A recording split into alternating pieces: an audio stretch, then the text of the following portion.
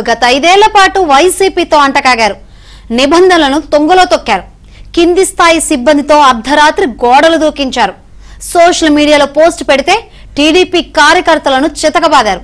సాక్షాత్తు ఎంపీ రఘురామకృష్ణరాజుకు అర్ధరాత్రి సిఐడి ఆఫీసులో 3rd డిగ్రీ ట్రీట్మెంట్ ఇచ్చారు. ఆరోగ్య సమస్యలు ఉన్నాయని చెప్పినా అచ్చెన్నాయుడిని 100 కిలోమీటర్లు తీసుకెళ్లారు. వివిధ కేసులు పెట్టి టీడీపీ నేతలపై కేసులు పెట్టి వేధించారు. హైకోర్టుకు పిలిపించి సెక్షన్లు చదివించినా పట్టించుకోకుండా ఎదిచ్చేగా ఇష్టారాజ్యంగా వ్యవహరించారు. ఇప్పుడు దర్యాప్తు అధికారులను ప్రభావితం చేస్తున్నారనే సమాచారంతో డీజీపీ కార్యాలయానికి రమ్మంటే డొమ్మా కొట్టారు. ఇది ఏపీలో కొంతమంది ఐపీఎస్ల వ్యవహారం.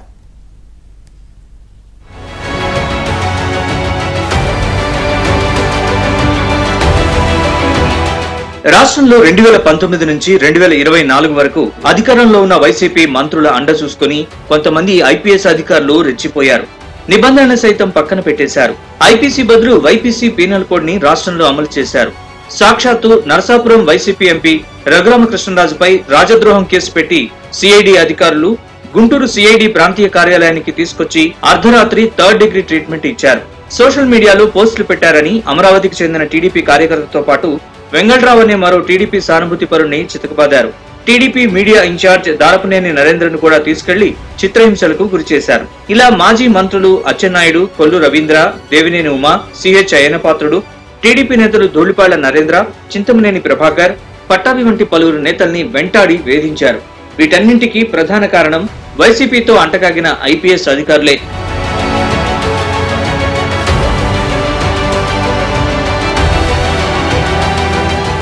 వైసీపీ ప్రభుత్వ హయాంలో మాజీ సీఎం ప్రతిపక్ష నేత చంద్రబాబు నాయుడుపై 7 కేసులు నమోదు చేశారు. లోకేష్ పై 16 కేసులు నమోదు చేశారు. స్కిల్ డెవలప్మెంట్ కేసులో చంద్రబాబు నాయుడిని నిబంధనలకు విరుద్ధంగా అరెస్ట్ చేశారు. దీనిపై సుప్రీంకోర్టు వరకు వెళ్లాల్సి వచ్చింది. ఈ కేసులో చంద్రబాబును 53 రోజుల పాటు రాజమండ్రి సెంట్రల్ జైల్లో పెట్టారు.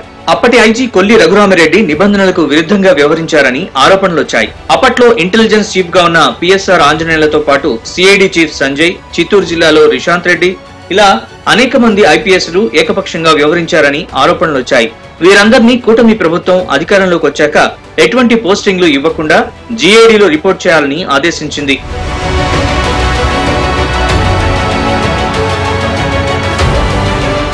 దీనిలో భాగంగా మొత్తం 16 మంది ఐపీఎస్ అధికారులు జీఏడీలో రిపోర్ట్ చేశారు. వీరిలో సిఐడి చీఫ్ గా పనిచేసిన PV Sunil Kumar, Sanjay, PSR Anjaneyulu, Vijayawada police commissioner గా పనిచేసిన క్రాంతిరాణా టాటాలు కూడా జీఏడీలో రిపోర్ట్ చేశారు. అయితే ఈ 16 మందిలో కొంతమంది అధికారులు తమపై జరుగుతున్న దర్యాప్తులో ఉన్న ఇన్వెస్టిగేషన్ ఆఫీసర్స్ ని పిలిచి ప్రభావితం చేస్తున్నారని పెద్ద ఎత్తున ఆరోపణలు డీజీపీ వద్దకు వచ్చాయి. దీంతో డీజీపీ జోక్యం చేసుకుని దర్యాప్తు అధికారుల్ని పిలిపించి తెలుసుకోగా నిజమేనని తేలింది. కూటమి ప్రభుత్వం అధికారంలోకి వచ్చిన తర్వాత వైసీపీతో అంటకాగి అనేక కేసుల్ని దర్యాప్తు చేయకుండా పక్కన పెట్టించిన ఈ అధికారుల హయాంలో ఉన్న పలు తీవ్రమైన కేసుల్ని మళ్లీ ఎంక్వైరీ చేస్తున్నారు. ఇది తమ సర్వీస్ రికార్డుల్లో మాయని మచ్చగా మారుతుందని వారు ఆందోళన చెందుతున్నారు. దీంతో వారు దర్యాప్తు అధికారుల్ని పిలిపించి తాము చెప్పినట్లుగా నివేదిక ఇవ్వాలని కోరుతున్నట్లు సాక్ష్యాధారాలతో సహా డీజీపీ కార్యాలయానికి కొంతమంది అధికారులు నివేదిక ఇచ్చారు. దీంతో డీజీపీ వీరిపై సీరియస్ అయ్యారు.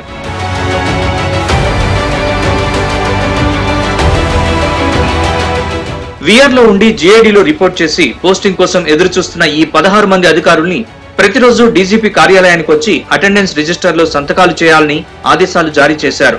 డ్యూటీ కూడా అందుబాటులో ఉండాలని ఆదేశించారు. ఈ ఆదేశాన్ని అమలు చేయడం ఇష్టం లేని మెజార్టీ అధికారులు మూకుమ్మడి సెలవు పెట్టేశారు. మరికొంతమంది అధికారులు డీజీపీకి ఫోన్ చేసి లేఖలు పంపి వ్యక్తిగత పనులున్నాయని తమకు అవకాశం ఇవ్వాలని అభ్యర్థించారు. అయితే ఇందులో కొంతమంది అధికారులు హైదరాబాద్ లో ప్రతిరోజు కలుసుకుంటున్నారని కూడా పోలీస్ ఉన్నతాధికారులకు నిఘా వర్గాల ద్వారా సమాచారం అందింది. వైసీపీతో అంటకాగిన కొందరు అధికారులు ఇటీవల జగన్ బెంగళూరు వెళ్లిన సమయంలో అక్కడికెళ్లి యలహంక ప్యాలెస్ లో రహస్యంగా కలిశారని కూడా ప్రచారం జరుగుతోంది. ఈ పరిణామాలన్నింటినీ గమనించిన ఉన్నతాధికారులు వీరు సెలవులు ఏ కారణంతో పెట్టారనేది పరిశీలించి సెలవులు రద్దు చేసి డీజీపీ కార్యాలయంలో రిపోర్ట్ చేయాలని రేపో మాపో ఆదేశించనున్నట్లు తెలిసింది.